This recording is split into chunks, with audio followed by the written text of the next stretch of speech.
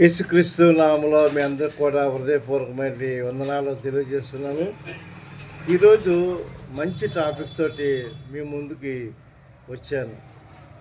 ఏమిటా టాపిక్ ఏంటంటే సనాతన ధర్మం గురించి ఒక 10 నిమిషాల లోపే కొన్ని విషయాలు, నేను తెలుసుకున్న విషయములు, నేను గ్రహించుకున్న విషయాలు మీతో షేర్ చేసుకోవాలనే ఉద్దేశంతో నేను మీ ముందుకి వచ్చాను. ఏమిటనంటే సనాతన ధర్మము అనే పదము వినబడగానే ఇది హిందువులది, అది హిందూ మతస్థులది అని చాలామంది అభిప్రాయాలు కలిగి ఉన్నారు. ఈ సనాతన ధర్మం గురించి చాలామంది మేధావులు మాట్లాడారు. చాలా వరకు కూడా సనాతన ధర్మం అంటే మాది మాది మాది మా హైందవ ధర్మానికి సనాతన ధర్మం అంటే అని మాట్లాడారు. నిజానికి ఈ సనాతన ధర్మము ఎవరిదంటే ఏ మతస్థులది కాదండి. ఈ సనాతన ధర్మము ఏ మతస్థులది కూడా కాదు. ఇది మీరు ఎవరిది సనాతన ధర్మం అంటే ఇది ఎవరిది అంటే ఇది దేవాది దేవునిది, సృష్టికర్త అయినటువంటి దేవాది దేవునిది. ఇందుకీ సనాతనం అంటే ఏమిటంటే, సనాతనం అంటే ఏమిటంటే, సనాతనము అంటే అతి ప్రాచీనమైనది. సనాతనము అంటే అతి ప్రాచీనమైనది. తర్వాత దీని అర్థం నేను గూగుల్లోకి వెళ్ళి చెక్ చేస్తే ఈ సనాతన ధర్మము శాశ్వతమైనది, నిత్యమైనది అని కూడా దాంట్లో రాశారు. అలాగే కొంతమంది హైందవ పండితులు సనాతన ధర్మము, మా సనాతన ధర్మము 197 కోట్ల సంవత్సరాల క్రితం ఉంది అని వాళ్ళు అంటుంటారు. నిజానికి ఇది హైందవులది మాత్రం కాదు, ఇది దేవునికి సంబంధించింది తప్పించి ఇది ఏ మతానికి కూడా సంబంధించినది కాదు. అయితే ఇందుకీ సనాతనులు ఎవరు? మరి హైందవులది కాదు, ముస్లిమ్స్ కాదు, జైనులు కాదు, సిక్కులది కాదు, ఏ మతస్థులది కానప్పుడు ఈ సనాతనుడు అంటే ఎవరు అని అంటే ఒక ఆయన ఈ విధంగా చెప్పారు. ఇప్పుడు కూడా ఇతర గ్రంథాలు ప్రశ్నలైతే మరి జవాబు బైబిల్ అండి. ఇతర గ్రంథాలు మరి ప్రశ్నలు ఉంటాయి. మన బైబిల్ గ్రంథంలో అయితేనంట, మన బైబిల్ గ్రంథంలో జవాబులు ఉంటాయి. కాబట్టి ఆ జవాబుని ఈరోజు నేను మీకు బైబిల్ ద్వారాగా తెలియపరుస్తున్నాను. సనాతనులు అంటే ఎవరని ముందుగా మరి ఒక్కసారి చాగంటి కోటేశ్వరరావు గారు ఏమన్నారో ఒకసారి చూద్దామా. ఒకసారి చూడండి, ఒకసారి సనాతన ధర్మం గురించి, సనాతనులు ఎవరు అని.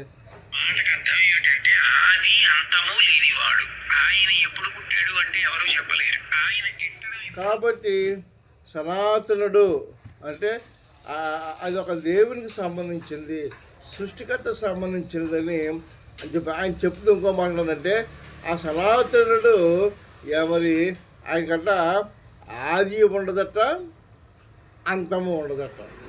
కాబట్టి ఆది అంతం లేని వాళ్ళు ఎవరు? దేవుడే కదా.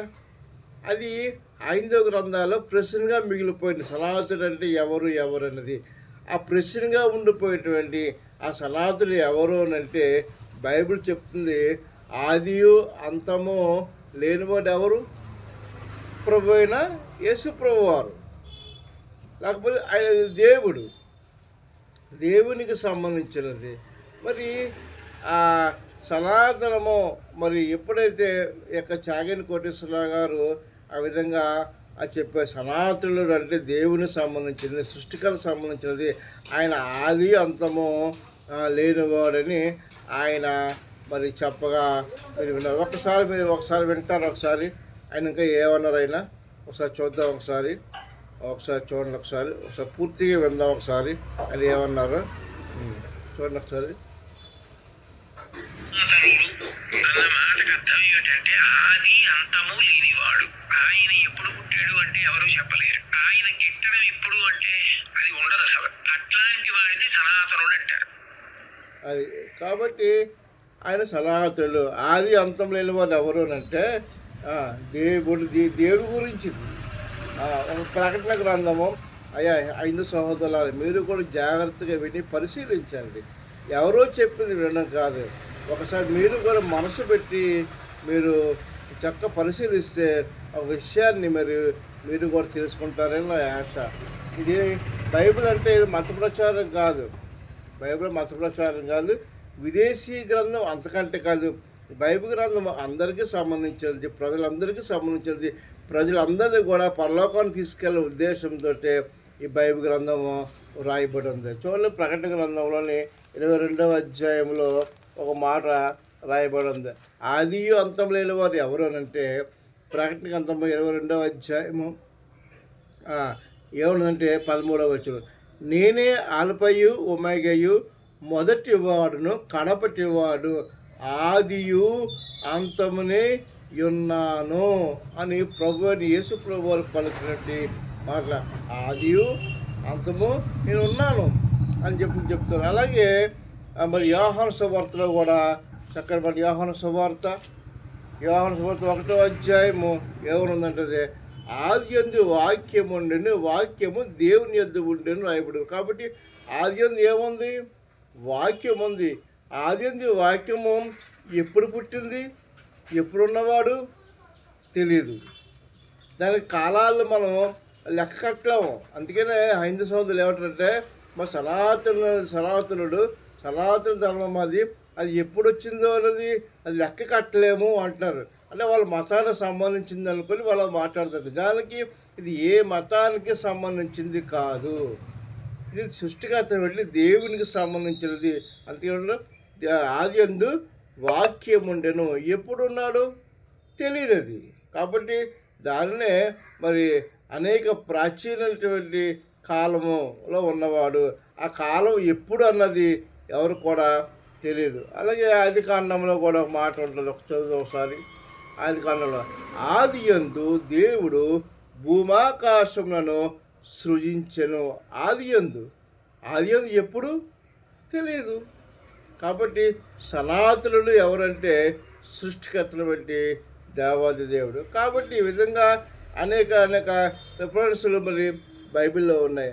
హైందవ గ్రంథాలు ప్రశ్న అయితే జవాబు బైబిల్ గ్రంథం అండి. ఇది గ్రహించుకోవాలి. ఇది మత పుస్తకం ఎంత మాత్రం కూడా కాదని ప్రాంపూర్వకంగా నేను మీకు మనవి చేసుకుంటున్నాను. ఇంకా చాలా విషయాలు ఉన్నాయి. మరి హైందవ గ్రంథాల్లోని మరి మాట ఏంటంటే, అసతోమ సద్గుమయ, తమసోమ జ్యోతిర్మయ, మృత్యుర్మ అమృతమయ అనే శ్లోకం ఉంది. ఇది ప్రశ్నగానే ఉండిపోయింది. ఇది ప్రశ్న జవాబు ఏంటండి? ఇది అర్థం ఏంటి? అర్థం ఏంటంటే, అసత్యంలో ఉన్నాను, సత్యంలో నడిపించు. తమసోమ జ్యోతిర్మయ అంటే చీకట్లో ఉన్నాను, వెలుగు నడిపించని. ఇంకా చాలా సబ్జెక్టులు ఉంది. ఇది మనకు లెంత్ ఎక్కువైపోతుంది కాబట్టి ఇక్కడ నేను ముగిస్తాను. కాబట్టి సనాతనుడు అంటే ఎవరు అంటే సృష్టికర్తమైన దేవుడు. ధర్మం ఏంటి? ధర్మం అంటే దేవుడు ఇచ్చినట్టు 10 ఆజ్ఞలు. 10 ఆజ్ఞలు ఎవరు ఇచ్చారంటే సృష్టికర్తలు పెట్టి ఆది అంతం లేని వాడే ఈ యొక్క ధర్మాన్ని ఇచ్చాడు, ఈ చట్టాన్ని ఇచ్చాడు, 10 ఆజ్ఞలు ఇచ్చాడు. అందుకనే దేవుని యొక్క చట్టము, సనాతన ధర్మం అంటే దేవుని యొక్క చట్టాన్ని పాటిస్తే ఆ ఉన్నతమైన పరలోకాన్ని మనము చేరుకుంటాం. అటువంటి దీవెన, అటువంటి కృప మీకును మాకును ప్రజలు అందరికీ తోడే నీడే ఉండునుగాక. God bless you. Praise lord.